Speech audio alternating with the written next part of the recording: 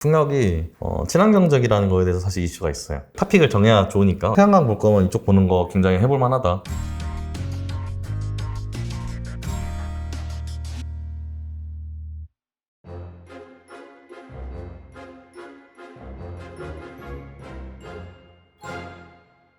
자연스럽게 이제 관전 포인트로 좀 넘어가면 될 것 같은데, 이 관전 포인트를 보면은 제가 볼 때는 이제 일단 첫 번째로는 관전 포인트 일단 중간선거. 이 중간선거를 어떻게 보셔야 되면 이것도 되게 재밌는 게 중간선거에서 공화당이 이길 수도 있고 민주당이 이길 수도 있어요. 보통은 공화당이 이기긴 해요. 이런 상황에서는 보통 이제 대통령 되고 나면은 야당이 이기거든요. 중간선거를. 근데 이기는 건 좋아. 근데 그럼 이기는 건 좋고, 그럼 어디다 베팅하지 돈 버냐? 이게 결국 요지잖아요. 그렇죠. 근데 그거를 정확하게 어떻게 할 수 있느냐? 이제 미국은 로비가 합법이란 말이에요. 그렇죠. 그래서 로비를 하는 내역을 공개해야 돼요, 그 대신에. 그래서 나는 이 기업한테 얼마를 로비를 받았다. 이걸 공개를 해야 돼요. 그래서 그거를 모아서 보여주는 사이트가 있어요. 어떤 회사에서 얼마 받았는지.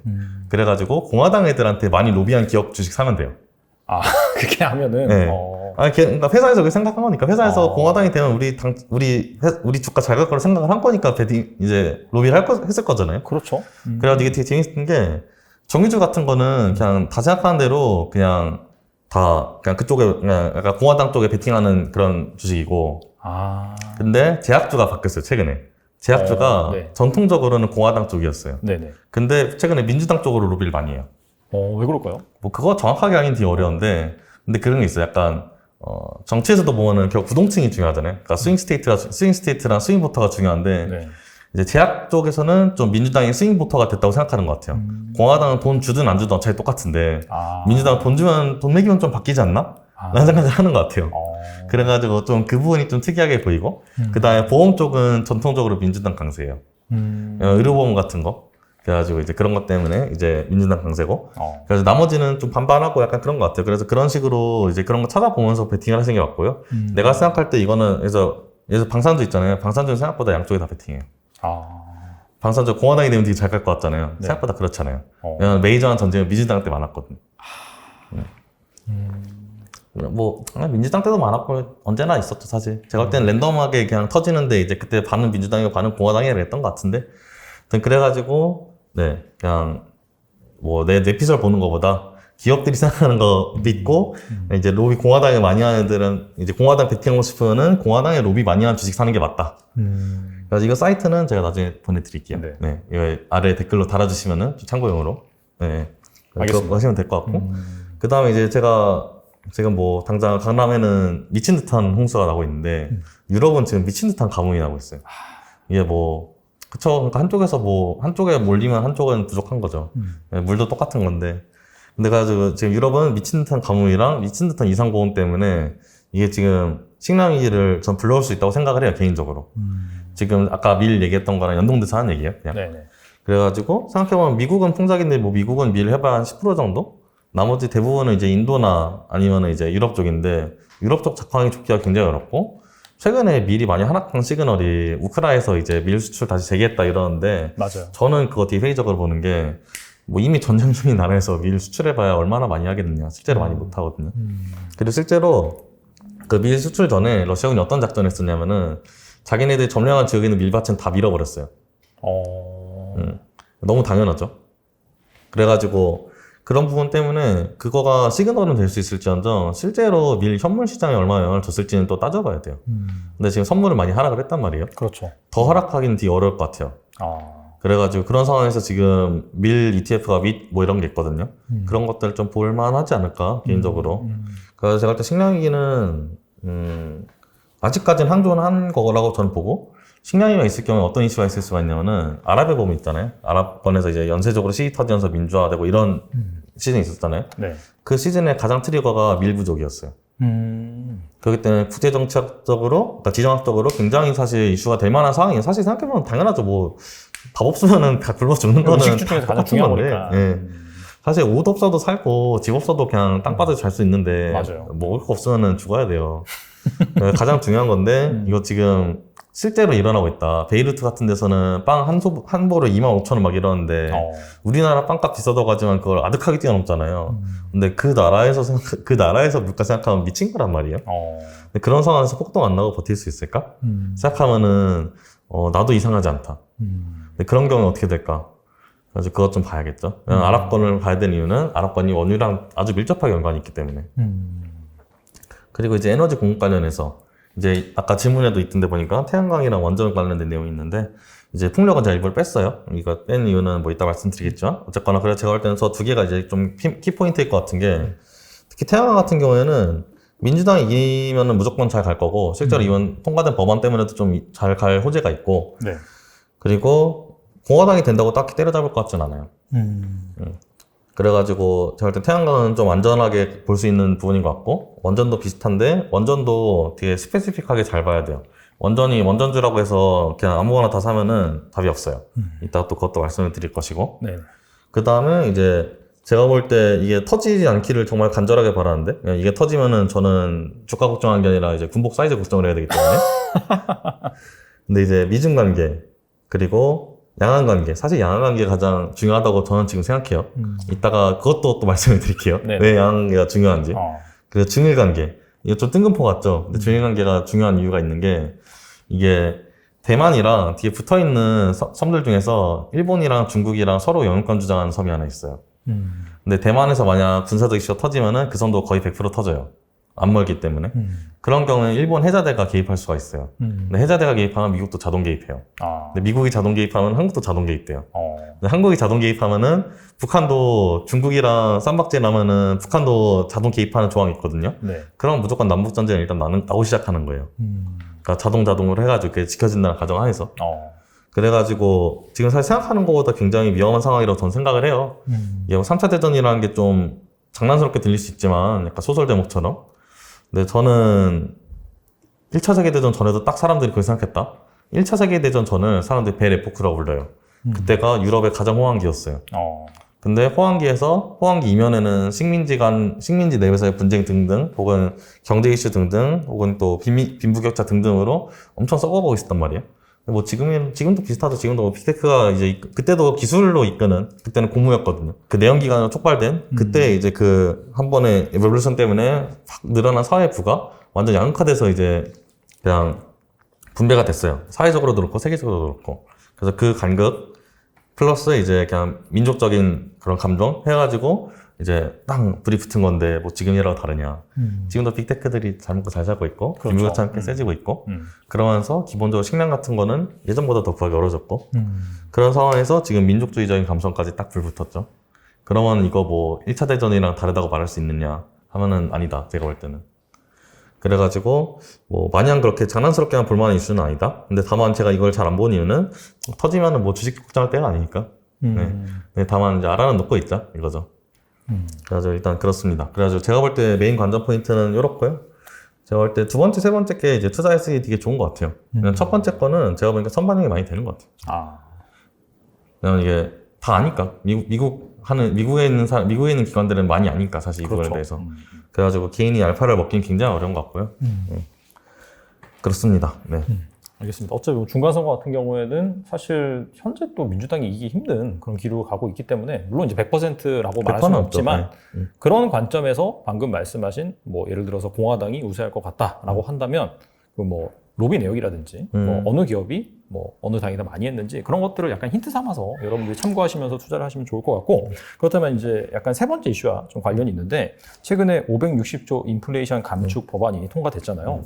그 투자 관점에서 좀 설명해 주면 좋을 것 같은데 앞서 태양광을 좀 괜찮다고 하셨고 풍력 이거는 조금 이따가 말씀해 주신다라고 하셨는데 이 부분에서 말씀해 주시면 좋을 것 같습니다. 네. 일단 풍력부터 좀 말을 하면은 네.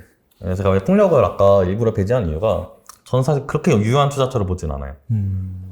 왜 그러냐 일단 풍력이 친환경적이라는 거에 대해서 사실 이슈가 있어요. 바람을 가지고 하는 게 뭐 탄소를 배출하진 않죠. 근데 가장 큰 문제가 결국 지구에 있는 것도 서큘레이션이잖아요. 그러니까 순환인데 이 순환이라는 게 바람을 통해 가지고 지구에 있는 에너지가 밀집된 곳에서 밀되지 않은 곳으로 이제 순환시키는 가장 메이저한 소통 창구가 이제 그거란 바람이란 말이에요. 근데 이거에 동맥경화를 일으킨 꼴이잖아요. 그러니까 여러분 혈관에다가 발전기 박아놓고 심장 동맥에다가 하면은 그럼 발전 잘 되긴 할 거예요. 심장의 힘이 세니까. 근데 그거 계속 하면은 심장에 문제 생기겠죠. 원래 받아야 되는 프레셔보다 훨씬 많은 걸 받고 있는 거니까. 근데 뭐 지구라고 하니까 해가지고 보면은 실제로 좀 관측된 이슈들이 해상에다 풍력 발전기를 만들면은 약간 어족분이 바뀌거나 하는 등의 이제 영향을 실제로 줘요. 해류가 바뀌기 때문에 온도가 바뀌고 그렇기 때문에 어족분이 바뀌게 되거든요.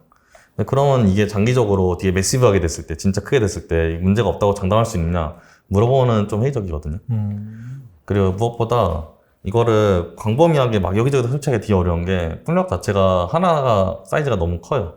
그래가지고 뭐 가정집에서 풍력 발전하는 건 불가능하잖아요. 그렇죠. 근데 뭐 그런 상황에서 그냥 사막에다가 풍력 발전하는 거는 이제 결국 송전의 이슈도 있고 인프라 이슈도 있고 하기 때문에 비용적으로 훨씬 좀 어려워요. 그래서 저는 태양광을 좀 더 세게 보고요. 나머지 이제 대체 에너지들은 다 너무 사이즈가 쬐깐하고 또 다른 이슈들이 막 많아요. 그래서 지열 같은 경우에도 이거 아까 말했던 그 바람이랑 풍력이랑 되게 비슷한 이슈가 있는데 지열 발전을 많이 하는 경우에 지진 위험을 높인다는 그런 이제 통계가 있거든요. 그래서 지난번에 경주 이제 지진한 것도 경주 지열 발전 때문에 이슈가 있지 않았냐 이런 의심도 있었고. 그래가지고 이게 막 음모론으로 치부할 수 있는 그런 내용은 아니기 때문에 그래서 그렇게 봤을 때 제가 볼 땐 풍력은 테마주로서 보기에는 적합할 수 있을 것 같아요. 근데 이제 장기적으로 내가 들고 가기에는 조금 애매하지 않은가 하는 생각을 좀 합니다. 그래서 저는 풍력은 아예 찾아보질 않았고요, 사실. 그래서 이제 태양광 관련해서 네. 자, 결국 누가 돈 잘 버는지 가장 중요하잖아요. 돈 잘 버는 기업을 한번 찾아봤어요. 근데 두 개 기업이 가장 잘 벌어요. 이제 ENPH, 엔페이즈라고 이거 꽤 유명한 회사죠. 네. 그래서 이제 아시는 분들 꽤 있을 것 같고, 솔라레츠라고 이렇게 두 개가 이제 마진율이 가장 높습니다. 그래서 실제로 지금도 이미 돈을 잘 벌고 있는 회사고, 그러니까 막 어디 기술주들처럼 막 적자가 있다만 하고 막 이런 회사가 아니라 돈을 잘 벌고 있어요. 얘는. 근데 이게 되게 재밌는 게 제가 이 상위 두 개를 왜 묶어서 얘기를 하냐면은 이 두 개가 똑같은 업종을 해요. 그러니까 태양광 안에도 태양광이란 것도 엄청나게 큰 산업이란 말이에요. 그렇죠. 그러니까 태양광 패널을 만들 때 일단 실리콘을 들고 와가지고 실리콘을 태양광 패널로 만들고 패널로 만든 거를 이제 송전 시스템에 붙이고 뭐 그런 식으로 되게 다양한 섹터가 있는데 그 섹터에서 위에 있는 두 개가 똑같은 거래요. 똑같은 일을 해요. 그게 뭘 하는 거냐 하면은 ENPH는 마이크로 인버터라는 걸 만드는 회사고요. 그 다음에 이제 솔라리츠는 스트링 인버터라는 걸 만드는 회사예요. 근데 둘 다 인버터를 만드는 회사예요. 그러니까 결국 태양광에서는 인버터가 일단 지금은 돈을 가장 잘 벌더라 하는 결론을 내리는 게 맞겠죠. 이거 두 개가 지금 압도적인 수익성을 가지고 있으니까. 네. 자, 그래서 그런 결론은 인버터가 뭐냐, 그리고 둘 중에 어떤 인버터가 좋으냐. 어쨌거나 뭐 분산 투자 물론 할 수도 있죠. 어쨌거나 이제 탑픽을 정해야 좋으니까 언제나. 그런 거 좋아해요. 네. 이게 분산 투자도 좋을 때가 있지만 네. 탑픽이 있고 분산 투자를 해야죠. 하더라도. 그쵸. 비중을 더 실어야 되니까. 여튼 그래가지고 이거를 좀 따져보면 일단 인버터가 뭐냐면요. 태양광 이제 패널들이 있으면은 그 패널들이 있는 애들을 쭉 긁어다가 실제로 가정에 쓸 수 있는 전기로 바꿔주는 애래요. 그래서 이름이 인버터거든요. 근데 스트링 인버터는 어떻게 된 거냐면은 여러 개의 패널에서 이제 하나의 인버터로 모여가지고 그 다음에 이제 그게 이제 가정으로 가요. 가정이나 이제 사용할 수 있는 것으로. 네. 근데 마이크로 인버터는 니값 그대로 해가지고 패널 하나당 이렇게 딱 가요. 그래가지고 스트링 인버터가 이제 가격 자체 좀 더 비싼데 이제 여러 개를 묶어 쓸 수 있으니까 이제 그 단위 면적당 가격은 좀 더 싸고 네. 뭐 그런 이제 장단점들이 서로 있는데 근데 이제 지금 같은 경우는 마이크로 인버터가 조금 더 이제 주픽이 되어 가는 중이기는 해요. 그냥 이게 그 비용 측면에서 좀 더 유리한 부분들이 있어가지고. 네. 그래가지고 근데 이제 뭐 스트링 인버터 만드는 회사들도 바보가 아니니까 그럼 우리도 마이크로 인버터 좀 따라해보자 해가지고 나온 게 이제 파워 옵티마이저라는 게 나왔어요. 그래가지고 얘는 뭐냐면은 이제 그러니까 인버터는 아닌데 인버터 보조해줄 수 있는 파워 옵티마이저라는 거를 각 패널마다 붙여가지고 그거를 스트링 인버터에다가 이제 연결을 시키면은 좀 더 효율을 극대화시킬 수 있다라. 그래서 그런 이제 내용이 있는데 근데 그러니까 적어도 아직까지는 비용 측면에서는 이제 엔페이즈 파워가 좀 더 잘 가고 있어요. 그러니까 실제로 이게 뭐냐면은 이게 매출 대비 인컴인데 근데 보면은 위에가 솔라엣지고 아래가 이제 인페이즈거든요. 근데 아래는 보시면은 그냥 똑같이 가잖아요. 거의 비례해서 가는데 위에는 보면은 이제 매출은 많이 늘었는데 순이익은 그만큼 늘고 있진 않죠. 그래서 비용 측면에서는 세부적으로 좀 따져봤을 때 ENPH 좀 더 유리한 것 같더라. 해가지고 태양광 볼 거면 이쪽 보는 거 굉장히 해볼 만하다. 그래서 일단 그렇게 생각을 합니다. 이게 확실히 단기간이라면 모르겠는데 장기간 저렇게 벌어진다는 것 자체가 확실히 저쪽이 더 현재까지는 유리한 방식이다라고 볼 수가 있겠네요. 저게 1년 단위라서 그게 단기간도 아니에요. 저기 아래 이제 보시면 다 연도거든요. 그 X축이. 그래가지고 장기간 동안 한 2, 3년 이상 적어도 저렇게 벌어지고 있기 때문에 실제로 인페이즈가 좀 더 잘 갑니다. 주가도. 그러게요. 예. 그래가지고 제가 볼 때는 지금 이제 그냥 패러다임 하에서 패러다임이 바뀌면 달라지는 거예요. 근데 패러다임 하에서는 지금 뭔가 새로운 뭔가 나오기 전에는 인페이지가 일단 비용적으로 위에 있고 실제로 우월 전략이다. 그렇다고 봐야 될 것 같습니다. 그래가지고 뭐 보조금만 보고 뭐 베팅하기는 되게 어려운 것 같고 그냥 산업만 보고 베팅한다 치면은 인페이지가 되게 볼만하다.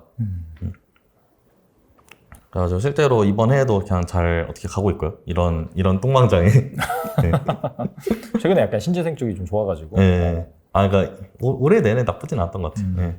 그래가지고 그렇고, 네, 그렇습니다. 알겠습니다. 그리고 한 가지 궁금한 게 이 전기차 보조금도 약간 핫 이슈잖아요. 네. 인프라 감축 법안에. 그래서 한 7,500달러 뭐 보조금 지급해주는 그런 부분도 있고. 근데 이게 이제 조항을 좀 자세히 뜯어보면은 뭐 중국산 제품이라든지 뭐 소재가 들어가는 것 같은 경우에는 뭐 보조금 100% 지급 안 하고 뭐 안 주던지 아니면 뭐 깎아버린다든지 그런 이슈가 있잖아요. 그 법안을 되게 정확하게 봐야 되는데, 어떻게 돼 있냐면, 이제, 그냥 사실상 중국을 겨냥한 건데, 간단히 말하면 중국에서 나오는 원자재를 쓰면 안 받아주겠다예요. 그렇죠. 근데 문제는 한국에도 중국에서 나오는 원자재를 쓰는 애들이 꽤 많을 거거든요. 저도 이제 제가 한국 취재 많이 하진 않으니까, 그래가지고 한국 2차 전지 중에서 어떤 애들이 뭐 중국산 원자재 비중이 높고 그런 건 제가 알기가 되게 어렵기는 해요. 근데, 만약 그런 기업이, 그러니까 이제 그건 이제 직접 뜯어보셔야겠죠. 공식 보면서. 근데 만약 그런 부분이 있다 하면은 이제 그 부분은 적어도 이번 수에 받기는 좀 어렵겠죠. 실제로 테슬라 보면은 일론 머스크가 인도네시아 출장을 진짜 많이 갔다 왔어요. 왜 그러냐? 니켈 보려고. 그래가지고 광산이라는 게 되게 재밌게 돌아가는 사업이라서 광산 산업도 좀 눈여겨볼 만한데 묘지는 이제 꼭 중국에서는 원자재를 쓰는 애들 이제 안 받아주겠다는 게 일단 이번 법안의 내용인데 그렇죠. 그 경우에는 2차 전지 중에서 좀 골라서 보셔야 되지 않을까. 다 오를 것 같진 않고 당연히 그거 좀 골라봐야 될 것 같은데 제가 볼 때는 쉬운 작업은 아닐 것 같다. 어느 정도 다 조금씩은 쓸 것 같아가지고 사실. 네, 맞아요. 그래가지고 이게 쉬운 작업은 아닐 것 같다. 그리고 실제로 이제 법안이 하다가 보니까 문제가 생겨도 어떻게 될지도 모르고. 네. 그래서 뭐 예를 들어 뭐 그렇게 할 수 있는 프로바이더가 없다. 이러면은 또 이슈가 되는 거니까. 결국 목표가 여러 가지 있을 수가 있는데 어쨌든 전기차 늘리는 것도 하나의 목표이기 때문에 그 목표 부분에 방점이 좀 더 찍히면은 중국 산업 몇 프로 이상만 안 쓰면 된다. 뭐 이렇게 될 수도 있죠. 그래서 그건 좀 봐야 될 것 같습니다. 이래나 저래나 노이즈가 없고 편안하게 가져갈 수 있는 게 태양광이네요. 말씀 들어보니까.